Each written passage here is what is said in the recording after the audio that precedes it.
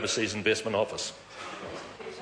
That deals with that matter. Would some honourable member care to move that the House take note of miscellaneous business? Dr. Russell Norman. I so move, Mr Speaker. Mr Speaker, this week we have seen the economic incoherence at the core of this National Party government. If you recall, the asset sale program was justified on the basis of reducing debt. So the government told us that they had to sell these assets, which were returning 18% total shareholder return according to Treasury. These assets, these energy assets, had to be sold to raise about $6 billion to avoid accumulating $6 billion worth of debt. However, what we found out over the last few days is that the government intends to actually take on more debt, possibly in the order of $5 or $6 billion, according to the briefing to the incoming Minister of Transport, in order to build new uneconomic motorways. So these are the motorways that were decided by National before they went into government, as Bill English told us in May.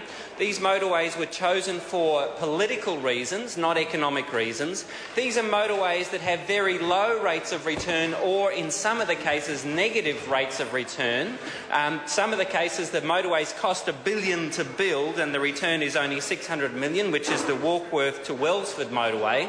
So the government wants to borrow $5 to $6 billion in order to build these motorways which have low or negative rates of return.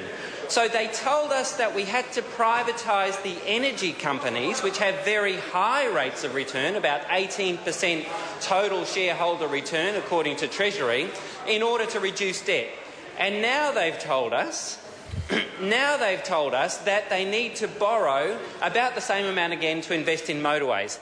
This government does not have a coherent economic agenda. Watching this government in action is watching people who have no idea how to pull together a sensible economic policy. It's not surprising that since they took office, New Zealand has slipped from having the 8th lowest unemployment in the OECD to the 14th lowest unemployment in the OECD. There are 65,000 more people unemployed than when they took over, because it seems that the economics of Planet National are extremely damaging to the economics of New Zealand. We have a government which doesn't understand some basic fundamental economic realities. By throwing billions of dollars of borrowed money at new motorway projects that don't have an economic case, the government is increasing our oil dependency and hence our oil bill, so making our current account deficit worse. They are increasing the greenhouse emissions because we will have induced traffic on those motorways. And of course, we are causing higher oil imports will affect the external balance of the New Zealand economy, which is our #1 problem.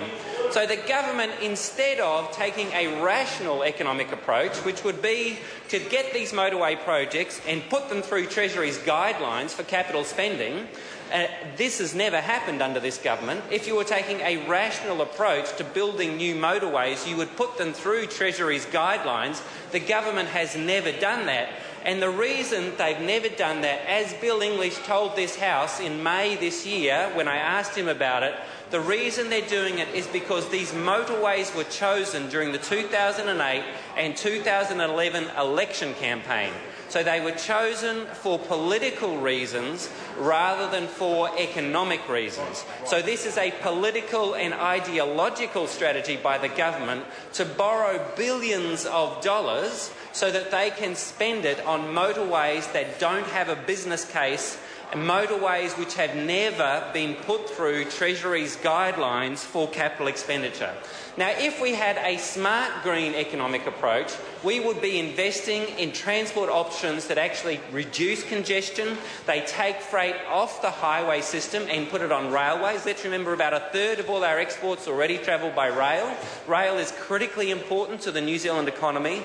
If they had a rational, smart green economic agenda, that would be the priority. We would actually invest in public transport, walking and cycling, compact urban form in our major urban centres to reduce congestion, so that those people that need to use the roads to get around, the plumbers that Michael Cullen was always so very fond of telling us about, those people would have roads that were less congested so that people who needed to use the roads could actually use them.